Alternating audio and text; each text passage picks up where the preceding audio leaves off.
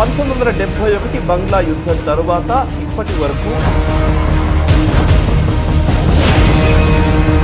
బంగ్లాదేశ్లో ఉన్న చాలా పోర్ట్లలో చైనీస్ ఇన్వెస్ట్మెంట్స్ ఉన్నాయి.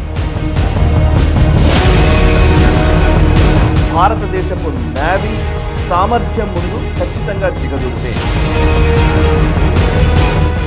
నమస్తే, welcome to right angle.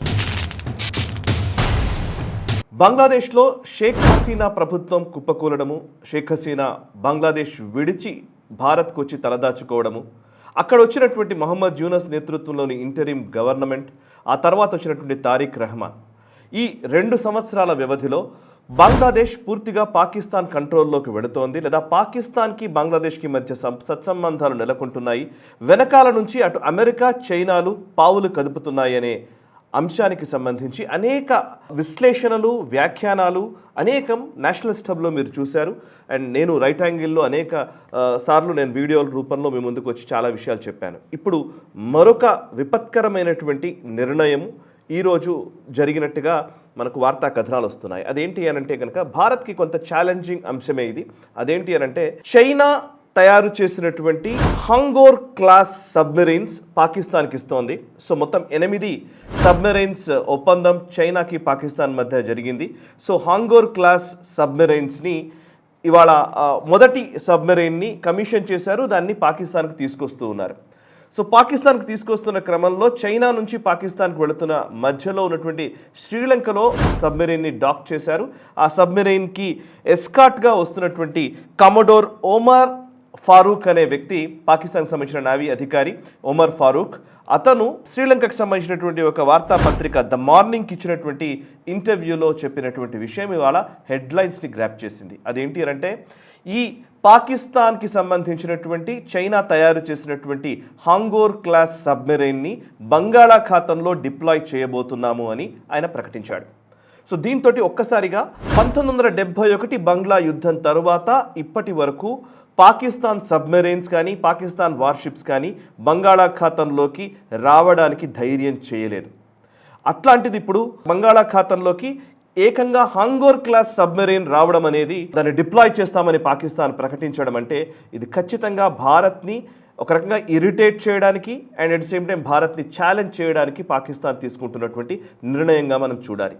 And అటు చైనా దీనికి సపోర్ట్ చేస్తోంది. బికాస్ చైనా డైరెక్ట్గా మనపైన అటాక్ చేయకుండా పాకిస్తాన్ ద్వారా మనల్ని ఇబ్బంది పెట్టే ప్రయత్నం, పాకిస్తాన్ ద్వారా మనల్ని ఇరుకున పెట్టే ప్రయత్నం చేస్తోంది. మనకు తెలుసు, China CPEC corridor, China Pakistan economic corridor కావచ్చు, BRI పేరిట ఎప్పటికప్పుడు మనల్ని దిగ్బంధించే ఒక ప్రయత్నం చైనా చేస్తోంది. చైనాకు గట్టి జవాబునిస్తూనే మనం కూడా అనేక నిర్ణయాలు తీసుకుంటున్నాము. చైనాకి ఆల్టర్నేట్గా వివిధ దేశాలతో మనం కూడా ఒప్పందాలు చేసుకుంటూ ఉన్నాం. బట్ ఎస్, ఇప్పుడు బంగాళాఖాతంలో ఒక ప్రమాద ఘంటికలు మోగే అవకాశాలు ఉన్నాయన్న చర్చ ఇప్పుడు మొదలవడంతో ఈ అంశం మీద కొంత డీటెయిల్స్ చెప్పే ప్రయత్నం చేస్తాను.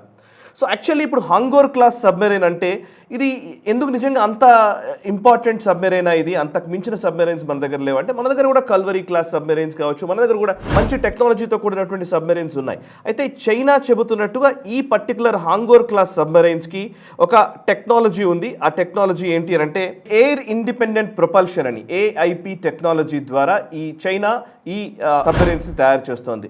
అంటే ఇది ఆల్మోస్ట్ 2 వారాల నుంచి 3 వారాల వరకు సముద్ర గర్భంలోనే ఉండవచ్చు. అసలు పైకి తేలకుండా, అంటే బయటకు రాకుండా, సర్ఫేస్ పైకి సముద్ర ఉపరితలం వైపుకు రాకుండా లోపలే ఉండి నిఘా పెట్టవచ్చు అండ్ దాడి కూడా చేయవచ్చు. సో అట్లాంటి టెక్నాలజీ కలిగినటువంటి సబ్మెరైన్ దీన్ని చెప్తున్నారు. అయితే హంగోర్ క్లాస్ అనే పేరు ఒక రకంగా చెప్పాలంటే మనకు కొంత నెగటివ్ దృక్పథాన్ని కలిగిస్తూ ఉంది. ఎందుకంటే 1971 బంగ్లా యుద్ధం సమయంలో కరాచీ పోర్టు వైపు అటాక్ చేయడానికి వెళుతున్నటువంటి మన INS ఖుక్రీ అనే వార్షిప్ని ఈ హంగోర్ క్లాస్ సబ్మెరైనే అప్పుడు 1971లో సముద్రం లోపలికి కలిపేసింది. అప్పుడు దానిపైన దాడి చేసింది. INS ఖుక్రీ సముద్రంలో మునిగిపోయింది. సో INS ఖుక్రీని దాడి చేసి సముద్రం లోపలికి మునిగేలా చేసినటువంటి ఈ హంగోర్ క్లాస్ సబ్మెరైన్ పేరునే ఇప్పుడు చైనా తయారు చేసినటువంటి ఈ సబ్మెరైన్కి హంగోర్ అనే పేరు కూడా పెట్టారు. PNS హంగోర్ ఇప్పుడు బంగాళాఖాతంలో డిప్లాయ్ చేయబోతున్నామని పాకిస్తాన్ ప్రకటిస్తోంది. సరే, ఇప్పుడు ఇక్కడ ఎందుకు ఇదంతా జరుగుతోంది? అనంటే గనక భారత్ని ఇబ్బంది పెట్టే ప్రయత్నం చేయడం. సరే, భారత జలాలు కావా, బంగాళాఖాతం అనేది పూర్తిగా మన కంట్రోల్లోనే ఉంది, ఎవరెవరికి స్టేక్స్ ఉన్నాయో చెప్పే ప్రయత్నం చేస్తాను. Bharat, Bangladesh, Myanmar, Thailand, Malaysia, Indonesia, Sri Lanka దేశాలకి తీరంలో ఈ బంగాళాఖాతం అనేది వస్తుంది. సో బంగాళాఖాతం చుట్టూతా ఈ దేశాలు ఉన్నాయి. సో ఇందులో మెయిన్గా బంగ్లాదేశ్ ఇవాళ చైనాకి, అదేవిధంగా అమెరికాకి, చైనాకి సంబంధించినటువంటి అనేక పెట్టుబడులు అవన్నీ కూడా వాళ్ళ పోర్ట్స్లో డెవలప్మెంట్స్ అంతా కూడా చైనా చేస్తోంది. బంగ్లాదేశ్లో ఉన్న చాలా పోర్ట్లలో చైనీస్ ఇన్వెస్ట్మెంట్స్ ఉన్నాయి. అండ్ అంతేకాదు బంగ్లాదేశ్, పాకిస్తాన్ మధ్య కూడా ఈ మధ్యకాలంలో మిలిటరీ కోఆపరేషన్ విపరీతంగా పెరుగుతోంది. మీరు గమనిస్తే మొన్న మధ్యనే అంటే పాకిస్తాన్ ఫారెన్ మినిస్టర్ ఇషాక్ ధర్ బంగ్లాదేశ్కి వచ్చారు. అండ్ మహమ్మద్ యూనస్ ఇంటరిమ్ చీఫ్గా ఉన్న సమయంలో యూనస్ షహబాజ్ షరీఫ్ని 2 సార్లు కలిశారు. అండ్ అంతేకాదు బంగ్లాదేశ్, పాకిస్తాన్ కలిసి అమన్ పేరిట మిలిటరీ ఎక్సర్సైజెస్ కూడా పాల్గొన్నాయి 2 దేశాలకు సంబంధించిన ఆర్మీలు. అండ్ 1971లో అసలు బంగ్లా యుద్ధం జరిగిందే పూర్తిగా పాకిస్తాన్కి వ్యతిరేకంగా. పాకిస్తాన్ దుర్మార్గాలని మనము అడ్డుకునే ప్రయత్నం చేశాము అండ్ బంగ్లాదేశ్ను కాపాడే ప్రయత్నం భారతదేశం చేసింది. అట్లాంటి బంగ్లాదేశ్ ఇవాళ పూర్తిగా పాకిస్తాన్ వైపు వెళ్ళడం అంటే ఇది నిజంగా 55 సంవత్సరాల తర్వాత మనం అర్థం చేసుకుంటే 55 సంవత్సరాల తర్వాత బంగాళాఖాతంలోకి ఈ వార్షిప్స్ని, సబ్మెరీన్స్ని పంపడానికి పాకిస్తాన్ ప్లాన్ చేస్తోంది. అండ్ ఇప్పుడైనా అంటే కనుక మొన్న మధ్యనే ఈవెన్ బంగ్లాదేశ్కి సంబంధించినటువంటి వార్షిప్ పిఎన్ఎస్ సైఫ్ అనే వార్షిప్ ఆల్రెడీ చట్టగ్రామ్లో ఒక 4 రోజుల పాటు డాక్ అయింది అనే వార్తా కథనాలు కూడా వచ్చాయి. సో ఇంకా చెప్పాలంటే బంగ్లాదేశ్కి, పాకిస్తాన్కి మధ్య బంగ్లాదేశ్ ఎయిర్ ఫోర్స్ చీఫ్ పాకిస్తాన్కి వెళ్ళారు. అండ్ చైనా, పాకిస్తాన్ తయారు చేస్తున్నటువంటి JF-17 ఫైటర్ జెట్స్ని బంగ్లాదేశ్ కొనుగోలు చేయడానికి కూడా ఆసక్తి కనబరిచినట్టుగా కూడా వార్తా కథనాలు వచ్చాయి. అండ్ ఇంకా చెప్పాలంటే అటు బంగ్లాదేశ్కి, పాకిస్తాన్కి మధ్య ఒక రకంగా చెప్పాలంటే సాంస్కృతిక సంబంధాలు పెరుగుతూ ఉన్నాయి, మిలిటరీ సంబంధాలు పెరుగుతున్నాయి, ట్రేడ్ కూడా 25 నుంచి 35% వాణిజ్యం ఇరు దేశాల మధ్య పెరిగినట్టుగా కూడా నంబర్స్ చెప్తున్నాయి. ఇట్లాంటి టైంలో అటు బంగ్లాదేశ్ ప్రభుత్వము పాకిస్తాన్కి అనుకూలంగా మారడంతో ఇవాళ భారత్కి ఓవైపు వెస్ట్ సైడ్ ఉన్నటువంటి పాకిస్తాన్, ఈస్ట్ సైడ్ ఉన్నటువంటి బంగ్లాదేశ్ అండ్ అటు మయన్మార్లోని ఒక పోర్ట్ క్యాక్ప్యూ అనే పోర్ట్ని చైనా డెవలప్ చేస్తుంది. కాబట్టి అక్కడ ఉన్న మయన్మార్లోని పరిస్థితులు ఇవన్నీ కలిసి భారత్ని ఒక దిగ్బంధించే ఒక కుట్ర జరుగుతోంది. అఫ్కోర్స్ దీన్ని మనం ఎదుర్కోలేమా అంటే ఖచ్చితంగా ఎదుర్కోగలము. మన దగ్గర అంతకంటే ఎక్కువ శక్తి సామర్థ్యాలే ఉన్నాయి.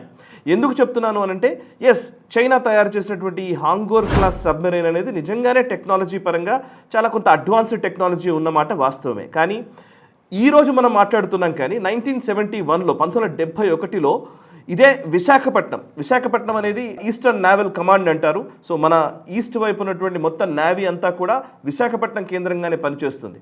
సో విశాఖపట్నంలో INS విక్రాంత్ అప్పుడు 1971లో మన ఎయిర్ క్రాఫ్ట్ క్యారియర్ INS విక్రాంత్ని అటాక్ చేయడం కోసమని బంగ్లా యుద్ధం జరుగుతున్నప్పుడు PNS ఘాజీ అనే అధునాతన టెక్నాలజీ కలిగినటువంటి ఆ రోజుల్లో 1971లో అప్పుడు అడ్వాన్స్డ్ టెక్నాలజీ కలిగినటువంటి PNS ఘాజీ సబ్మెరైన్ని, అది అమెరికా తయారు చేసినటువంటి సబ్మెరైన్, దాన్ని తీసుకొని పాకిస్తాన్ మన బంగాళాఖాతంలోకి వచ్చింది 1971లో. వచ్చినప్పుడు ఇదే మన విశాఖపట్నం దగ్గర నుంచి వెళ్ళినటువంటి INS రాజ్పుత్, ఒక చిన్న వార్షిప్ ఇది నిజానికి చెప్పాలంటే మన దగ్గర ఉన్నది. అటు సబ్మెరైన్, వాళ్ళ సబ్మెరైన్తో పోలిస్తే మన సబ్మెరైన్ INS రాజ్పుత్ సబ్మెరైన్ అనేది చాలా తక్కువ టెక్నాలజీ కలిగింది. బట్ ఘాజీ చాలా అధునాతన టెక్నాలజీ కలిగింది. అట్లాంటి ఘాజీని మన INS రాజ్పుత్ ముంచేసింది. ఈవెన్ దాని మీద రాణా హీరోగా ఒక సినిమా కూడా వచ్చింది, ఘాజీ అనే సినిమా, మీరు చూడవచ్చు, చాలా ఇంట్రెస్టింగ్గా ఉంటుంది, పిల్లల చేత కూడా చూపించండి. 1971లో ఇందాక నేను చెప్పినట్టుగా INS ఖుక్రీ మన వార్షిప్ని హాంగోర్ క్లాస్ సబ్మెరైన్ ఎలాగైతే సముద్రంలోకి ముంచేసిందో అలాగే ఇటువైపు INS రాజ్పుత్ సబ్మెరైన్ తోటి PNS ఘాజీని మనం ముంచేసాం. PNS ఘాజీని ముంచేయగలిగినాము అని అంటే కనుక తక్కువ టెక్నాలజీ కలిగినటువంటి సబ్మెరైన్తో మనం ఎక్కువ టెక్నాలజీ కలిగినటువంటి పాకిస్తాన్ సబ్మెరైన్ని కూడా మనము డిస్ట్రాయ్ చేయగలిగినాము. అది 1971లోనే. ఇవాళ నయా భారతం ఇది, నమో భారతం ఇది. సో ఇప్పుడు మన దగ్గర ఉన్నటువంటి టెక్నాలజీ, మన దగ్గర ఉన్నటువంటి ఎయిర్ క్రాఫ్ట్ క్యారియర్లు, వార్షిప్స్, ఫ్రిగేట్స్, ఇంకా చెప్పాలంటే అనేక రకాలైనటువంటి drone technology, even under see drone technology కూడా మన దగ్గర కలిగి ఉన్నాం. సో ఇప్పుడు మనం భయపడాల్సిన అవసరం లేదు, బట్ కొంత జాగ్రత్త పడాల్సిన అవసరం అయితే ఖచ్చితంగా కనబడుతోంది. సరే, బంగాళాఖాతం మీద ఎవరికి హక్కులు ఉంటాయి అనే విషయానికి సంబంధించి చూస్తే మామూలుగా అయితే ఇంటర్నేషనల్ వాటర్స్కి సంబంధించినటువంటి చట్టాల ప్రకారం ప్రతి దేశానికి తీర ప్రాంతంలో 12 నాటికల్ మైల్స్ వరకు, అంటే 22 కిలోమీటర్ల వరకు ఆ దేశపు సార్వభౌమాధికారమే ఉంటుంది.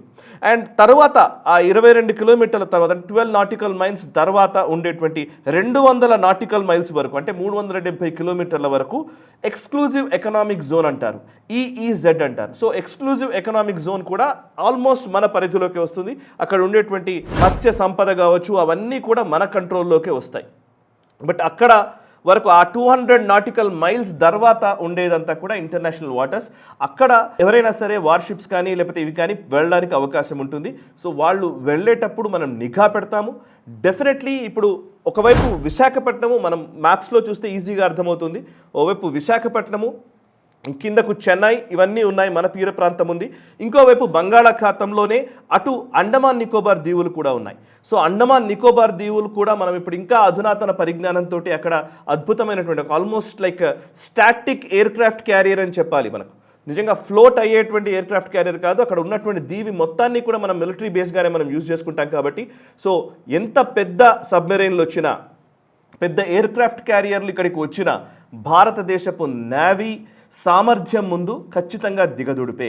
సో ఇండియన్ వాటర్స్లో, హిందూ మహాసముద్రంలో ఇంక ఎవరు వచ్చినా, ఈవెన్ అమెరికన్ ఫ్లీట్ వచ్చినా సరే మనం జవాబు చెప్పగలిగేటువంటి సామర్థ్యం మన దగ్గర ఉంది అనేదే మనం నమ్మవలసిన విషయం. మనం డెఫినెట్లీ ఎంత సీరియస్ థ్రెట్ ఉంటుందో అంత సీరియస్గా అభివృద్ధి కూడా జరుగుతుంది. ఎంత సీరియస్ ఛాలెంజెస్ భారతదేశం ఫేస్ చేస్తుందో అంత ఫాస్ట్గా మనం కూడా అభివృద్ధి చెందడానికి వీలవుతుంది. ఇంకా అధునాతన టెక్నాలజీని మనం కూడా సముపార్జించుకోవడానికి వీలు చిక్కుతుంది. సో ఇది ఒక అవకాశంగానే మనం చూడాలి. ఎస్, పాకిస్తాన్ దుందుడుకు చర్యలకు పూనుకునే అవకాశం ఖచ్చితంగా ఉంటుంది. వెనకాల నుంచి చైనా ప్రొవోక్ చేసే అవకాశం ఉంటుంది. ఏది చేసినా భారత్ సర్వసన్నద్ధంగా ఉండడమే మనం కోరుకోవాల్సిన విషయం. నమో భారతం, నయా భారతం ఖచ్చితంగా అందుకు సిద్ధంగా ఉంటుంది. ఎటువంటి ఛాలెంజ్నైనా అధిగమించగలదు అనే దృఢ విశ్వాసంతో ఈ వీడియోను ముగిస్తున్నాను. మీ అభిప్రాయాలు కూడా తెలియజేయండి. నచ్చితే లైక్ చేయండి, 10 మందికి షేర్ చేయండి ఈ వీడియోని. మనసా వాచా కర్మన, దేశహితం కోసం, నేషనల్ స్టార్. ఈ వీడియో మీకు నచ్చినట్టయితే లైక్ చేయండి, 10 మందికి షేర్ చేయండి. అలాగే కామెంట్ల రూపంలో మీ అభిప్రాయాలను మాతో పంచుకోండి. Nationalist hub group of channels ను సబ్స్క్రైబ్ చేసుకుని తెలుగునాట జాతీయవాద జర్నలిజాన్ని ప్రోత్సహించండి. ఈ వీడియో కింద ఉన్న బెల్ ఐకాన్ పై క్లిక్ చేయడం మర్చిపోవద్దు.